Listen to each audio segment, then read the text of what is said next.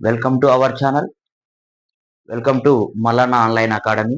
మనం ఇప్పుడు తెలంగాణ ప్రభుత్వం 40,000 ఉద్యోగాలు రిక్రూట్ చేయడానికి మేము ముఖ్యమంత్రి 40,000 ఉద్యోగాలను ఇస్తున్నామని ఒక సభలో ప్రకటించడం జరిగింది. అంటే వాళ్ళు పునాదులు వేస్తున్నాము, మేము 40,000 ఉద్యోగాలను రిక్రూట్మెంట్ చేయడానికి రెడీగా ఉన్నామని ఒక ప్రతిపాదన చేయడం జరిగింది. దానిలో భాగంగా మనం ఏం చేస్తున్నామనంటే బయోలాజికల్ సైన్స్ నుంచి మనం ప్రత్యుత్పత్తి వ్యవస్థ అనేటువంటి అంశాలను, అంటే క్షీరదాల లోపల, ఏవ్స్ లోపల, అదే విధంగా కొన్ని ఇన్వర్టిబ్రేట్ లోపల కూడా కాక్రోచ్, తర్వాత అనలిడా వంటి ఎర్త్వామ్ లాంటి జీవుల లోపల మనం ప్రత్యుత్పత్తి వ్యవస్థ ఏ విధంగా ఉంటుంది, అవయవాలు ఏ విధంగా పనిచేస్తాయి అనే అంశాన్ని మనం చర్చించడం జరిగింది. అయితే ఇప్పుడు ఈ ప్రత్యుత్పత్తి వ్యవస్థ మానవునిలోనైనా లేదా ఇతర జీవుల్లోనైనా అంగాలు, ఆర్గాన్స్ అనేటివి ఏ విధంగా అభివృద్ధి చెందుతాయి అనేటువంటి అంశాలను మనం ఇప్పటి వరకు ప్రీవియస్ క్లాస్ లోపల నేర్చుకున్నాం. అయితే ఈ ప్రత్యుత్పత్తి వ్యవస్థకు జరిపిన తరువాత కొన్ని పరిణామాలు కూడా ఎదురైతాయి అనేటువంటి అంశాలను మనం నేర్చుకోవాలి. అంటే ఈ ప్రత్యుత్పత్తి వ్యవస్థ జరిపినప్పుడు కొన్ని వ్యాధులు కూడా రావడానికి అవకాశం ఉంది. Okay, right. అయితే WHO ప్రత్యుత్పత్తి వ్యవస్థకు సంబంధించినటువంటి వ్యాధులు, మరి ఒక జీవి తన సంతానాన్ని ఇంప్రూవ్ చేసుకోవడం, తనలాంటి జీవిని ఉత్పత్తి చేసి సెకండ్ జనరేషన్ అందించడంలో చేసేటువంటి ప్రక్రియనే మనం ప్రత్యుత్పత్తి వ్యవస్థ అన్నాం. ఈ ప్రత్యుత్పత్తి వ్యవస్థ జరిపిన తర్వాత తాను కొన్ని అనారోగ్య కారణాలకు గురయ్యేటువంటి అవకాశం ఉంది. కాబట్టి WHO, world health organisation, WHO, ఈ WHO అనేది world health organisation, world health organisation అనేది ఏం చేసింది అనంటే కొన్ని విషయాలను మనకు చెప్పడం జరిగింది. మానవుని లోపల ప్రత్యుత్పత్తి వ్యవస్థకు సంబంధించి కొన్ని వ్యాధులు వచ్చినట్లయితే ప్రత్యుత్పత్తి వ్యవస్థకు సంబంధించి శారీరక క్రియాత్మకమైనటువంటి ఉద్వేగభరితమైనటువంటి ప్రవర్తననే మనం ఏమన్నాం, సాంఘిక పరమైనటువంటి మార్పును. ఏ మార్పును? ప్రత్యుత్పత్తి వ్యవస్థకు సంబంధించి క్రియాత్మకమైనటువంటిది, ఉద్వేగభరితమైనటువంటిది, అదే విధంగా ప్రవర్తన పరమైనటువంటిది అంశాలపై ఉన్నటువంటి సంపూర్ణమైనటువంటి వ్యక్తులనే ప్రత్యుత్పత్తి జరిపేటువంటి వ్యక్తులు అని ఈ WHO ప్రకటించడం జరిగింది సార్. మరి ఈ ప్రత్యుత్పత్తి వ్యవస్థ జరిపిన తర్వాత ఏమవుతుంది సార్ అనంటే కొన్ని మరణాలు సంభవించవచ్చు. ఎందుకు అనంటే జీవి లోపల కొంత అనారోగ్యానికి గురయ్యేటువంటి అవకాశం కూడా ఉంది. కాబట్టి WHO మరి మన భారతదేశంలో మాతృ శిశు మరణాల రేట్లు అధికంగా ఉన్నాయి. భారతదేశంలో ఇండియా లోపల ఏమైంది సార్ అనంటే ఇండియా లోపల కూడా మాతృ మరియు శిశు మరణాల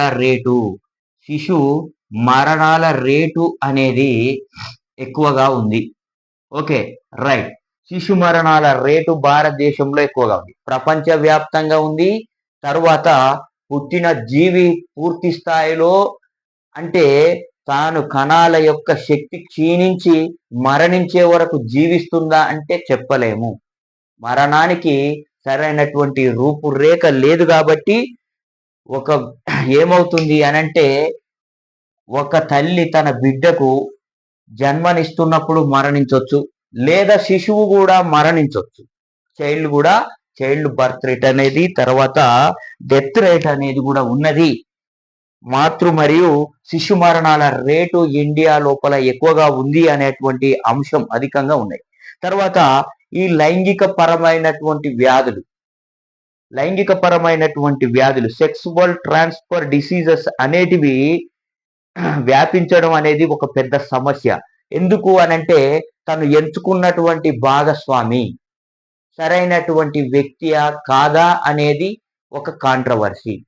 ఎందుకు అనంటే తన జెనెటికల్ గా ఏదైనా వ్యాధులు ఉండవచ్చు, తన పూర్వీకుల నుంచి వ్యాధులు రావచ్చు, లేదా తాను చేసుకున్నటువంటి వాళ్ళు ఒక వ్యక్తి సడన్ గా అన్నౌన్ వ్యక్తితోని ఈ వ్యక్తి ఏమవుతుంది అనంటే సంపర్కం లేదా ప్రత్యుత్పత్తిలో పాల్గొనడం వలన వాళ్ళకున్నటువంటి వ్యాధులు రావడానికి అవకాశం ఉంది. Okay, right.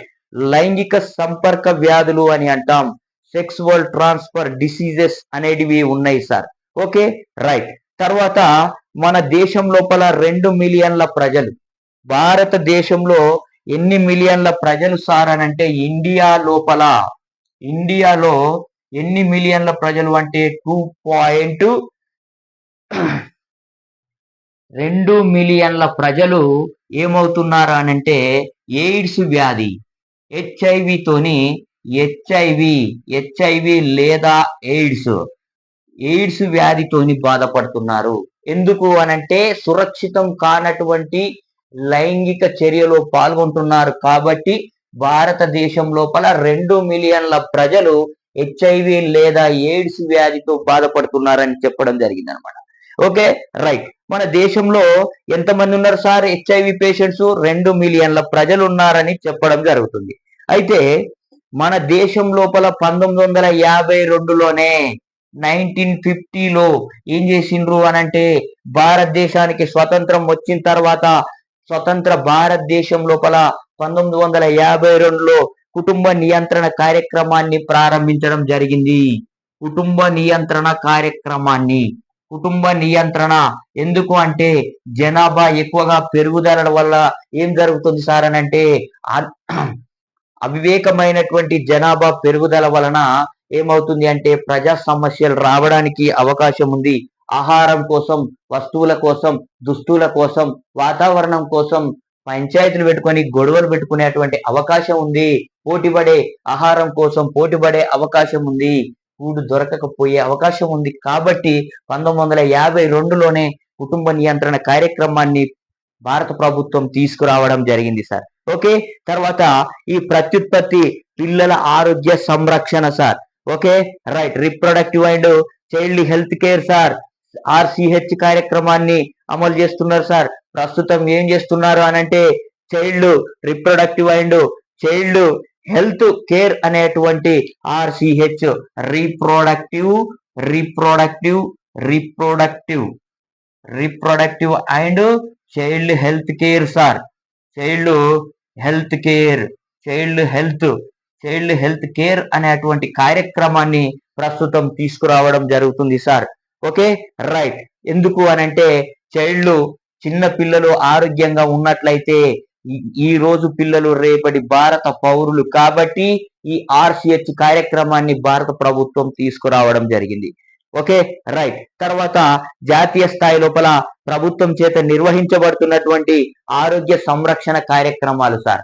ఎందుకు అనంటే ప్రజలకు మనం ఏం చేయాలి, మంచి ఆరోగ్యాన్ని ఇవ్వాలి. మంచి ఆరోగ్యవంతమైనటువంటి పౌరులు ఉన్నట్లయితే, మంచి విద్యావంతులు ఉన్నట్లయితే భారతదేశం కానీ లేదా ఇతర దేశాలు లేదా ప్రపంచం కానీ వాళ్ళ నాలెడ్జ్ ద్వారా ఏమవుతుంది అనంటే మంచి బాటలు వేయడం జరుగుతుంది అభివృద్ధికి. కాబట్టి పిల్లలు ఆరోగ్యవంతులుగా ఉండాలి అనేటువంటి అంశంతో ఏం చేస్తున్నాం ఈ రోజు అనంటే ఒక మంచి కార్యక్రమాలను భావి భారత పౌరులను కాపాడుకునేటువంటి కార్యక్రమాలను నిర్వహిస్తున్నారు సార్.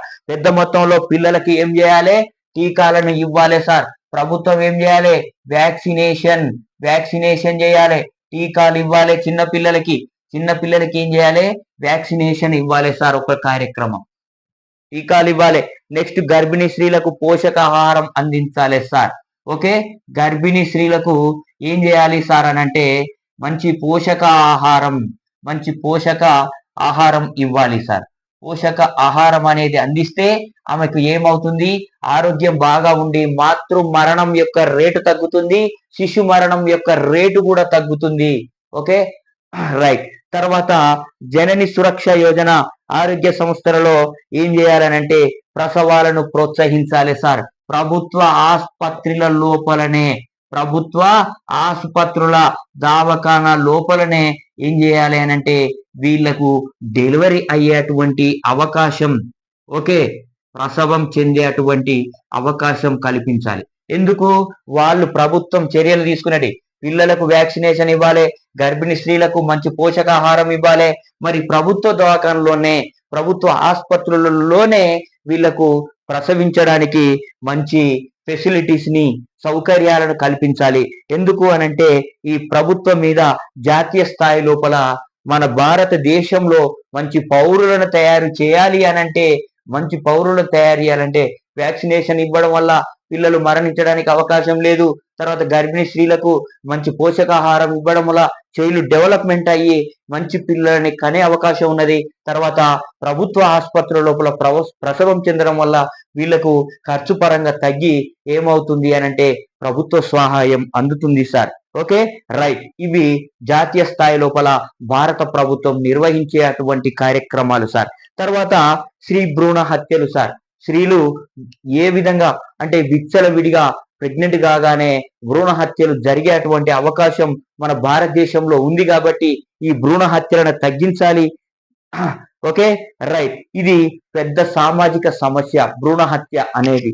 ఎందుకు అనంటే కాలేజీ లోపల చదివే అటువంటి స్టూడెంట్స్ కావచ్చు, లేక విచ్చలవిడిగా శృంగారంలో పాల్గొన్నటువంటి యువత కావచ్చు, ఏమవుతుంది అనంటే అన్ఫార్చునేట్లీ వాళ్లకు ప్రెగ్నెన్సీ వచ్చినట్లయితే వాళ్ళు అనుకోకుండా ఏం చేస్తారు అనంటే భ్రూణ హత్యకు దారి తీయడం అనేది జరుగుతుంది సార్. Okay, right. తర్వాత 1970వ సంవత్సరం లోపల 1970వ సంవత్సరం లోపల ఏం చేసిండ్రు అనంటే ఒక కార్యక్రమం తీసుకోవడం జరిగింది సార్. ఉల్బద్రవ ఉమ్మనీటి పరీక్ష అందుబాటులోకి వచ్చినప్పటికీ భారతదేశంలో భ్రూణ లైంగిక నిర్ధారణ జరిపేటువంటి అవకాశం ఏర్పడింది సార్. అమ్నియోసెంటాసిస్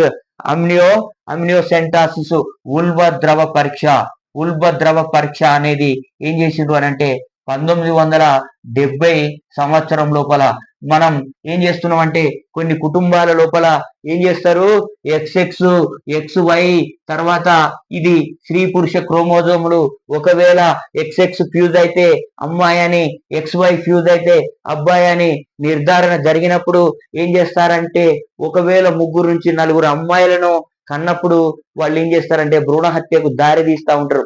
ఓన్లీ కాలేజీలనే కాదు, విచ్చలవిడి శృంగారమే కాదు, ఏం చేస్తారు అనంటే కుటుంబాల లోపల కూడా ఎక్కువగా ఆడపిల్ల వద్దు, మనకు సామాజికంగా భారం వరకట్నం ఇవ్వాలి అనేటువంటి ఉద్దేశంతో ఏం చేస్తారు అనంటే వాళ్ళు భ్రూణ హత్యకు దారి తీస్తూ ఉంటారు. కాబట్టి 1970 సంవత్సరంలో ఏం చేసిందంటే ఉల్బద్రవ పరీక్ష అనేది వచ్చింది. అయినప్పటికీ కూడా భారతదేశంలో లైంగిక నిర్ధారణ జరిగి ఇక భ్రూణ హత్యలు జరుగుతూ ఉన్నాయి సార్. ఈ సాంకేతిక పరిజ్ఞానం భ్రూణాల లోపల జన్యు అసాధారణతలు కూడా గుర్తించడానికి ఉద్దేశించబడింది సార్. ఈ ఉల్బద్రవ పరీక్ష అనేది ఏం చేస్తున్నారనంటే చైల్డ్ లోపల భ్రూణం పెరుగుతున్నప్పుడు, బేబీ పెరుగుతున్నప్పుడు అక్కడ జన్యు పరంగా వచ్చేటువంటి అసాధారణ సమస్యలు, డౌన్ సిండ్రోమ్ కానీ, క్లీన్ పెల్టర్ సిండ్రోమ్ కానీ, టర్నర్ సిండ్రోమ్ లాంటి అటాక్ అయినట్లయితే ఏమవుతుంది అని చూసినట్లయితే ఈ ఉల్బద్రవ పరీక్ష లోపల టెస్ట్ చేయించుకొని వాళ్ళు భ్రూణ హత్య చేయించుకోవడానికి అవకాశం ఉంది సార్. తర్వాత 1976 లోపల సార్ 1976 లో ఏం జరిగింది అనంటే ప్రభుత్వం భ్రూణ లింగ నిర్ధారణకు ఉపయోగించడాన్ని నిషేధించింది సార్. Okay, right. భ్రూణ లింగ నిర్ధారణ సార్ ఎందుకు అనంటే పాప పుట్టినట్లయితే, పాప జన్మించినట్లయితే వాళ్ళు ఆర్థిక భారం ఏర్పడుతుంది అనే అంశంతో ఏం చేస్తున్నారంటే భ్రూణ హత్య చేయడం జరుగుతుంది. తల్లిదండ్రులు భ్రూణ హత్య చేయడం జరుగుతుంది. బాబు అయితే వీడు వంశధారకుడు అని మాకు తలగొరివి పెట్టేవాడు అనేటువంటి ఉద్దేశంతో ఏం చేస్తున్నారు అనంటే మగపిల్లవాడు అయితే ఉంచుకొని తర్వాత ప్రెగ్నెంట్ ని, లేదు అనంటే పాప అయితే వాళ్ళు తీసేయడం కోసం ఇక భ్రూణ హత్య లింగ నిర్ధారణ ఉపయోగించడాన్ని ఏం చేసింది అనంటే 1976 లోపల భారత ప్రభుత్వం నిషేధించడం జరిగింది సార్. Okay, right. దీన్ని ఏం చేస్తున్నారు అనంటే పూర్తి స్థాయి లోపల భ్రూణ లింగ నిర్ధారణ కోసం తరచుగా హాస్పిటల్ చుట్టూ ఎగబడడం జరుగుతుంది సార్. తర్వాత 1987 సార్. 1987 సంవత్సరం లోపల ఏం జరిగింది అనంటే భ్రూణాభివృద్ధి అసాధారణతలను తెలుసుకోవడానికి 3D ultrasound scanning sir. 3D 3D ultrasound scanning 3D ultra 3D ultrasound scanning sir. Ultrasound scanning అనేది తీసుకురావడం జరిగింది. Okay right. లింగ నిర్ధారణ చేయడానికి ఏం చేసిండ్రు అనంటే 3D అల్ట్రాసౌండ్ స్కానింగ్ ని 1987లో తీసుకురావడం జరిగింది సార్. Okay right. తర్వాత ఈ అల్ట్రాసౌండ్ స్కానింగ్ ని భ్రూణ లింగ నిర్ధారణ దుర్వినియోగించడం సర్వసాధారణమై దేశంలో ఎక్కువ సంఖ్యలో భ్రూణ హత్యలు జరగడానికి దారి తీసింది సార్. 3D స్కానింగ్ వలన ఏమైంది అనంటే పాప జన్మిస్తుంది అని తెలియగానే యువత ఏం చేస్తుంది అనంటే ఇక భ్రూణ హత్య చేయడం ప్రారంభించి భ్రూణ హత్యలు 1987 సంవత్సరం నుంచి ఎక్కువ శాతంలో కావడం అనేది జరిగింది సార్. స్త్రీ భ్రూణ హత్యలను చట్టరీత్యా అదుపు చేయడానికి ఏం చేసిందంటే ప్రభుత్వం 1994 లోపల భ్రూణ హత్య నేర నివారణ చట్టాన్ని తీసుకురావడం జరిగింది sir. Prenatal diagnostics techniques act అనేది ఒకటి తీసుకురావడం జరిగింది సార్. Okay right. తర్వాత కార్యాచరణ ప్రణాళికను ఒక యాక్షన్ ప్లాన్ ను తీసుకురావడం జరిగింది సార్. ఓకే ప్రణాళిక చర్యలను విజయవంతంగా అమలు చేసి ప్రత్యుత్పత్తి సంబంధ ఆరోగ్యాన్ని పొందడంలో బలమైనటువంటి మౌలిక సదుపాయాలను తర్వాత వృత్తిపరమైన నైపుణ్యత భౌతిక ఆధారంగా అవసరమైతే సార్. ఓకే యాక్షన్ ప్లాన్ ను ప్రవేశపెట్టడం జరిగింది భారత ప్రభుత్వం. Okay right. తర్వాత ఈ లైంగిక సంపర్కమైనటువంటి వ్యాధులు సార్. ఎటువంటి వ్యాధులు విచ్చలవిడి శృంగారం వలన లేక అన్నోన్ పర్సన్స్ తోని సెక్స్ లో పార్టిసిపేట్ చేయడం వలన ఎటువంటి వ్యాధులు రావడం అవకాశం ఉన్నది, వాటికి దారి తీసే అటువంటి జీవులు ఏవేవి అనేటువంటి అంశాన్ని కూడా మనం తెలుసుకోవాల్సినటువంటి అవసరం ఉన్నది సార్.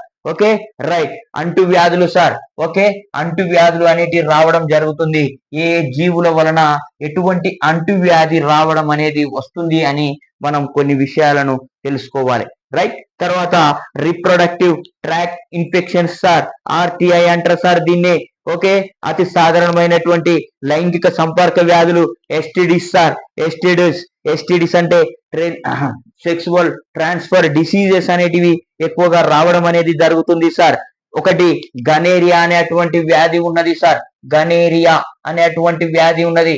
ఈ గనేరియా అనేటువంటి వ్యాధి దేని వలన రావడం జరుగుతుంది అనంటే నిస్సేరియా గనేరియా అనే బ్యాక్టీరియా వలన రావడం జరుగుతుంది సార్. నిస్సేరియా గనేరియా అనేటువంటి బ్యాక్టీరియా వలన ఏమవుతుంది అనంటే ఇక గనేరియా వ్యాధి రావడం అనేది జరుగుతుంది సార్. సిఫిలిస్ అనేటువంటి వ్యాధి ఉన్నది సార్. సిఫిలిస్ అనేటువంటి వ్యాధి. ఈ సిఫిలిస్ వలన ఏ వస్తుంది అంటే ట్రిపనోజోమా పాలిడం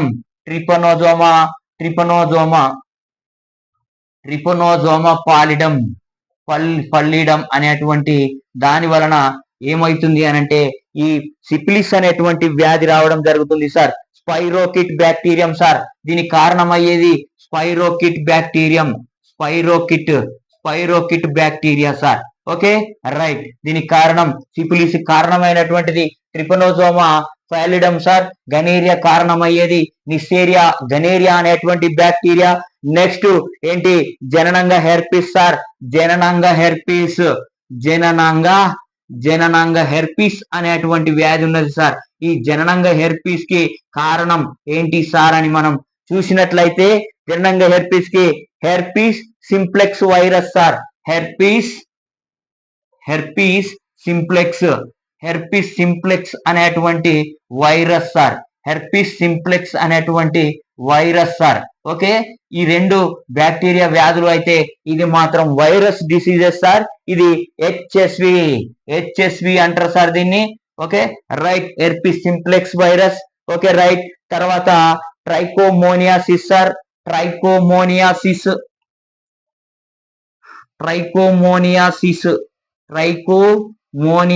అనేటువంటి వ్యాధి. ఈ ట్రైకోమోనియాసిస్ అనేటువంటి వ్యాధి వలన మరి ఈ వ్యాధి దేని వలన వస్తుంది అంటే ట్రైకోమోనస్ వెజినాలిస్ అనేటువంటి వ్యాధి. ట్రైకోమోనస్ సార్, ట్రైకోమోనస్ వెజినాలిస్, వెజినాలిస్ సార్, ట్రైకోమోనస్ వెజినాలిస్ ద్వారా ఈ ట్రైకోమోనియాసిస్ అనేటువంటి వ్యాధి రావడం జరుగుతూ ఉంటుంది సార్. తర్వాత క్లామిడియాసిస్ సార్, క్లామిడియాసిస్, ఈ ట్రైకోమోనస్ వెజినాలిస్ అనేది మరి ఏది సార్ అని అంటే ఇది ప్రోటోజోవన్ డిసీజ్ సార్, ఇది ప్రోటోజోవన్ సార్, ఈ ప్రోటోజోవన్ సార్, ఈ ప్రోటోజోవన్ డిసీజ్, ఇది బ్యాక్టీరియా డిసీజ్, ఇది బ్యాక్టీరియా. నెక్స్ట్ ఇది వైరస్ సార్, తర్వాత ఇది ప్రోటోజోవన్ డిసీజ్ సార్, తర్వాత క్లామిడియాసిస్ సార్, క్లామిడియాసిస్, క్లామిడియాసిస్ అనేటువంటి డిసీజ్ అనేది మానవుల్లో రావడం జరుగుతుంది సార్. దీనికి క్లామిడియా ట్రకోమాటిస్, క్లామిడియా ట్రకోమాటిస్, క్లామిడియా ట్రకోమాటిస్, ట్రకోమాటిస్ అనేటువంటి దాని వలన ఈ క్లమీడియా అనేటువంటి వ్యాధి రావడం జరుగుతుంది సార్. ఇది కూడా బ్యాక్టీరియా డిసీజే సార్, బ్యాక్టీరియాల ద్వారా వచ్చేటువంటి వ్యాధి. Okay right. తర్వాత hepatitis B sir, hepatitis B, hepatitis, hepatitis B, hepatitis B అనేటువంటి మరొక వ్యాధి ఉన్నది సార్. దీనికి కారణం ఏంటి అంటే హెచ్బి వైరస్ సార్, హెచ్బివి అనేటువంటి దాని వల్ల హెపటైటిస్ బి అనేటువంటి ఇది virus disease sir. Right. Next ఏంటి హెచ్ఐవి సోకడం లేదా ఎయిడ్స్ సార్, హెచ్ఐవి లేదా ఎయిడ్స్ వ్యాధి సార్, హెచ్ఐవి లేదా ఎయిడ్స్ డిసీజ్ సార్. ఈ ఎయిడ్స్ వ్యాధి దేని వలన, హెచ్ఐవి వ్యాధి దేని వలన వస్తుంది అని అంటే human immuno deficiency virus sir, human immuno deficiency virus, human immuno deficiency virus అనేటువంటి దాని వలన వస్తుంది. లైంగిక పరంగా గనేరియా అనేది నిస్సేరియా గనేరియా బ్యాక్టీరియా. నెక్స్ట్ సిఫిలిస్ అనేటువంటి వ్యాధి ట్రిపనోజోమా పల్లిడమ్, ఇది ఒక స్పైరోకిట్ బ్యాక్టీరియా వల్ల వస్తుంది. నెక్స్ట్ జననంగా హెర్పిస్ అనేది హెర్పిస్ సింప్లెక్స్ వైరస్ వలన వస్తుంది సార్. ట్రైకోమోనియాసిస్ అనేటువంటి వ్యాధి ట్రైకోమోనస్ వెజినాలిస్ అనే ప్రోటోజోవన్ వలన మానవుని లోపల ఎంటర్ అవుతుంది. తర్వాత క్లామిడియాసిస్ అనేది మరి క్లామిడియా ట్రకోమాటిస్ అనే బ్యాక్టీరియా వలన వస్తుంది. హెపటైటిస్ బి అనేటువంటిది మరి దేని వలన, హెచ్బివి వైరస్ వలన రావడం జరుగుతుంది సార్. హెచ్ఐవి లేదా ఎయిడ్స్ వ్యాధి అనేది మరి దేని వలన వస్తుంది అంటే హ్యూమన్ ఇమ్యూనో డిఫిషియన్సీ వైరస్ వలన మానవునికి అటాక్ అవుతుంది. ఇవన్నీ ఏంటి సార్ అని అంటే లైంగిక సంపర్క వ్యాధులు అని మనం నిర్ధారణ చేయడం జరిగింది సార్. ఓకే, ప్రపంచ వ్యాప్తంగా మానవులను ఇబ్బంది పెట్టేటువంటి వ్యాధులు సార్ ఇవి. ఎందుకు, విచ్చలవిడి శృంగారం వలన, అన్నోన్ పర్సన్ వలన వచ్చేటువంటి వ్యాధులు ఇవి. రకరకాల బ్యాక్టీరియాలు, ప్రోటోజోవన్స్, వైరస్ల వలన ఇది మానవ జాతి అంతరించడానికి కూడా అవకాశం ఉన్నది సార్. Okay right. తర్వాత వీటికి హెపటైటిస్ బి జననంగా హెర్పిస్, హెచ్ఐవి అనేది, హెపటైటిస్ బి జననంగా హెర్పిస్, హెచ్ఐవి అనేది మరి వీటికి ఏం చేస్తుంది సార్ అని అంటే ఈ రెండు తప్ప, ఈ మూడు వ్యాధులను తప్ప తొలి దశలోనే గుర్తించి సరైన చికిత్స జరిపినట్లయితే పూర్తిగా నయం చేయొచ్చు సార్.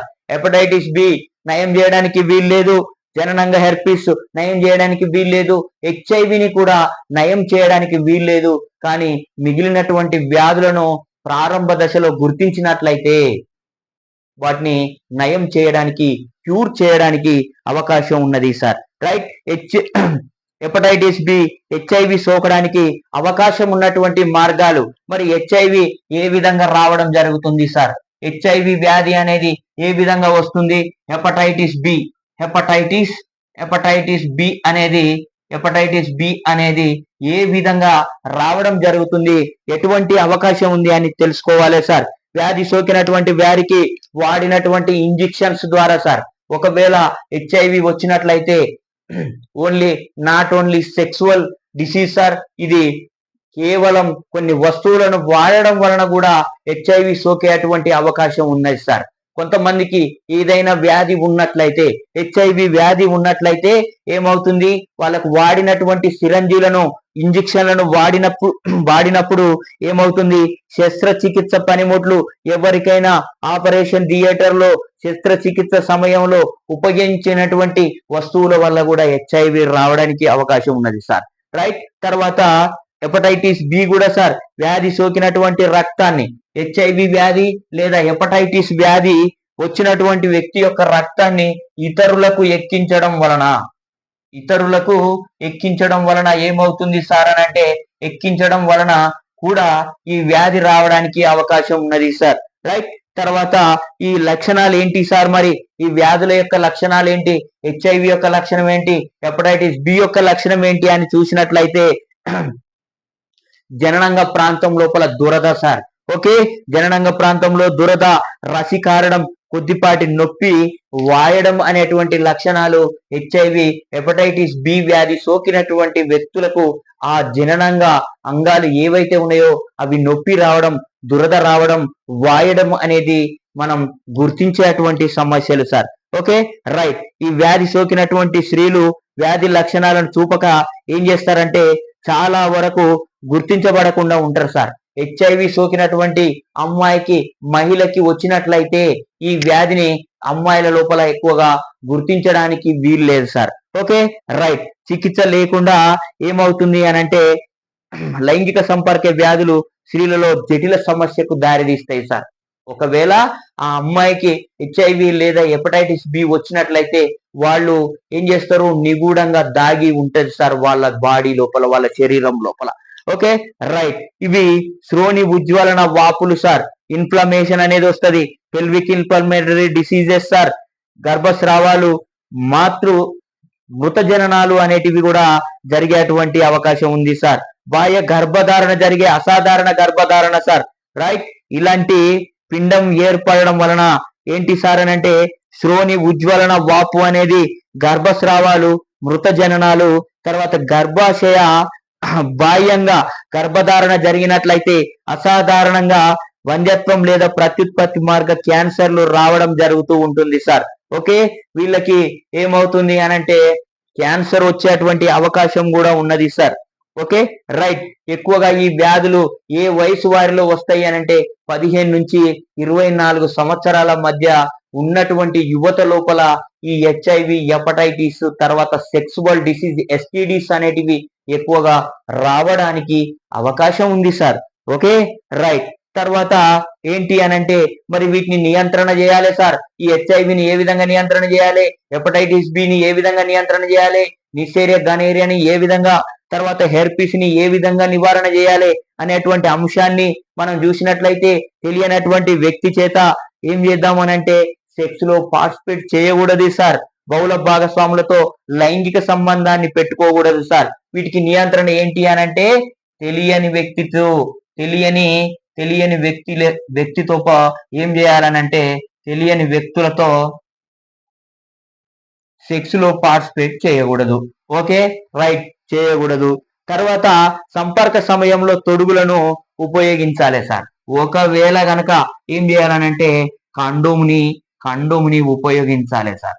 రైట్. తర్వాత ఏం చేయాలి, తర్వాత ఇంకేం చేయాలంటే లైంగిక సంపర్క వ్యాధులు ప్రాథమిక దశలో గుర్తించినట్లయితే నిష్ఠాతులైనటువంటి మంచి ఎక్స్పర్ట్ ఉన్నటువంటి ఒక డాక్టర్ ని సంప్రదించాలి సార్. ఆ విధంగా వీళ్ళకు సంపూర్ణమైనటువంటి చికిత్సను ఇచ్చి ఈ వీటిని హెపటైటిస్ బిని గాని హెచ్ఐవిని గాని తగ్గించడానికి తొలి దశలో గుర్తించినట్లయితే, హెచ్ఐవి వచ్చిందంటే వాడు మరణించినప్పుడు మాత్రమే పోతుంది, కాకపోతే హెపటైటిస్ బికి కొద్దిగా అవకాశం ఉంది కాబట్టి మనం ఈ విషయాన్ని అర్థం చేసుకోవాల్సినటువంటి అవసరం ఉన్నది అన్నమాట. తర్వాత జనన నియంత్రణ ఆవశ్యక పద్ధతులు sir. Birth control and methods sir. Need methods 2011 జనాభా లెక్కల ప్రకారం, మరి 2011 జనాభా లెక్కల ప్రకారం జనాభా పెరుగుదల రేటు ఎంత ఉన్నది సార్ అని అంటే 1.64 ఉన్నది సార్. 1.64 ఉన్నది భారతదేశం లోపల 2011. ఎందుకు అనంటే 2011 సెన్సేషన్ మాత్రమే జరిగింది సార్.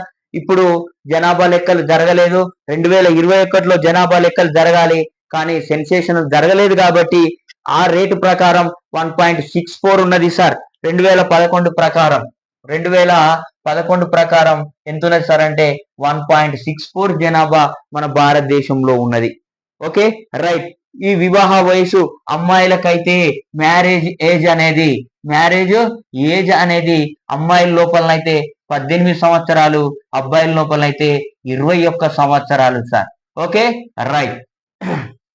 ఇది భారత ప్రభుత్వం పర్ఫెక్ట్ గా నిర్ధారించినటువంటి వయసు సార్. ఓకే, ఒకప్పుడు చైల్డ్ మ్యారేజెస్ ఎక్కువగా జరిగేది, ఎక్కువగా వ్యాధులు రావడానికి అవకాశం ఉండేది. కానీ ఇప్పుడు టెక్నాలజీ ఎక్కువగా పెరగడంతోని ఏమవుతుంది అని అంటే ఇప్పుడు అంతగా ప్రభావం లేదు సార్. తర్వాత గర్భ నిరోధకం, సంతాన నిరోధక పద్ధతులు, కాంట్రాసెప్షన్స్ అనేటివి ఏ విధంగా ఉపయోగించాలి, మరి గర్భ నిరోధాన్ని ఏ విధంగా పెంచుకోవాలి అనేటువంటి అంశాలు ఉన్నాయి సార్. ఏంది అని అంటే సహజంగా కానీ లేదా కృత్రిమంగా గర్భధారణను ఉద్దేశపూర్వకంగా నివారిస్తే, ఒకవేళ ఒక అమ్మాయి కన్సీవ్ అయింది ఉద్దేశపూర్వకంగా సహజంగా కానీ లేదా కృత్రిమంగా ఆర్టిఫిషియల్ గా కానీ వాళ్ళు ప్రెగ్నెన్సీని తీసుకున్నట్లయితే ఏమవుతుంది సార్ అని అంటే దాన్నే మనం గర్భ నిరోధం అని పిలుస్తాం సార్. రైట్. గర్భ నిరోధక సాధనాలు ఏంటి? అండోత్సర్గం, ఫలదీకరణ, పిండ ప్రతిస్థాపన అడ్డుకొని గర్భధారణను ఏం చేస్తాయనంటే నివారించడం అనేది జరుగుతూ ఉంటుంది సార్. రైట్. తర్వాత ఈ గర్భ నిరోధకాలు అనేకం అందుబాటులో ఉన్నాయి సార్.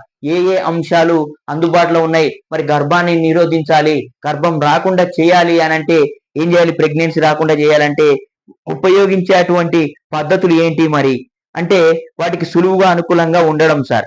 ఓకే, మంచి గర్భ నిరోధానికి ఏం చేయాలంటే సులువుగా అనుకూలంగా ఉండాలి ఫస్ట్ది. తర్వాత సులభంగా లభ్యం కావాలి సార్. Okay, right. తర్వాత ఏంటి అని అంటే చేదు అనుభవాలు ఉండకపోవడం లేదా తక్కువగా ఉండడం సార్.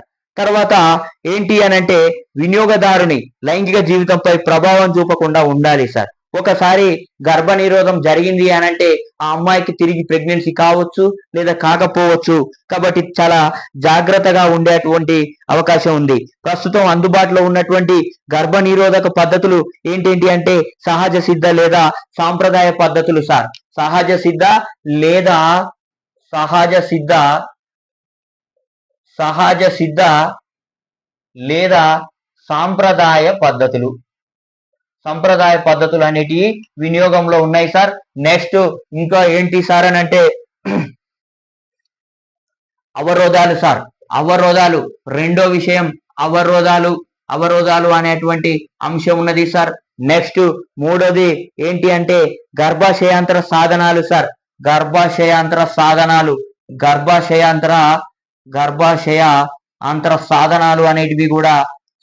అనేటివి ఉన్నాయి. వీటిని కూడా ఉపయోగించి గర్భ నిరోధాన్ని పెంచొచ్చు. తర్వాత ఏంటి అనంటే గర్భ నిరోధక మాత్రలు సార్. గర్భ నిరోధక మాత్రలు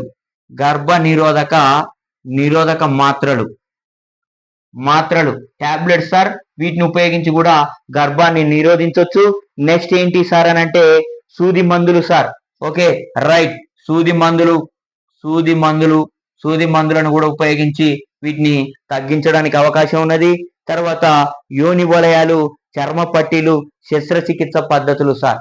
ఓకే, రైట్. ఇటువంటి పద్ధతులను ఉపయోగించి గర్భ నిరోధాన్ని పెంచడానికి అవకాశం ఉన్నది సార్. మరి సహజ పద్ధతుల లోపల ఏంటి సార్ అని అంటే సహజ పద్ధతుల లోపల ఏంటి మరి ఏ విధంగా ఉపయోగిస్తాం? మరి సాంప్రదాయ పద్ధతి అని అంటే ఎప్పుడైనా సరే ఫలదీకరణం, శుక్రకణాలు అండాన్ని చేరి ఫలదీకరణం చెందుతాయి సార్. శుక్రకణాలు ఏమైతాయి?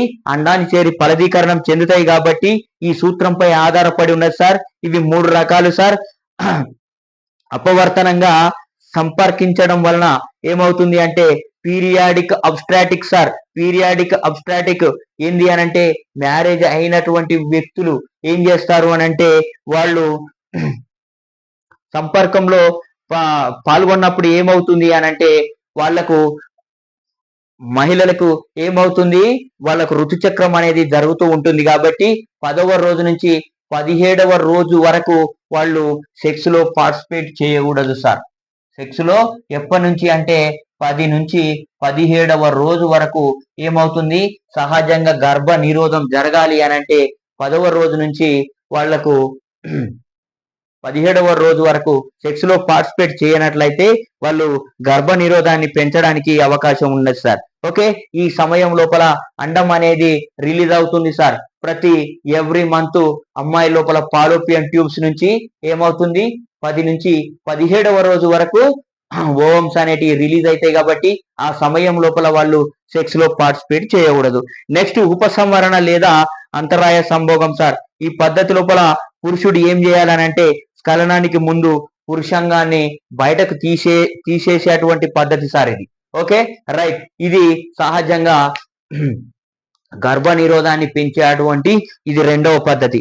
తర్వాత క్షీరోత్పాదన వల్ల సార్ ఋతుచక్రం ఆగిపోతా ఉంటుంది సార్. లాక్టేషనల్ ఎమోరియా పద్ధతి అని అంటారు.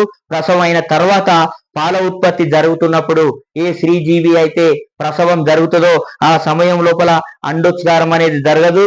దీనినే లాక్టేషనల్ ఎమైనోరియా అని పిలుస్తాం సార్. లాక్టేషనల్ ఎమైనోరియా అని పిలవడం జరుగుతుంది.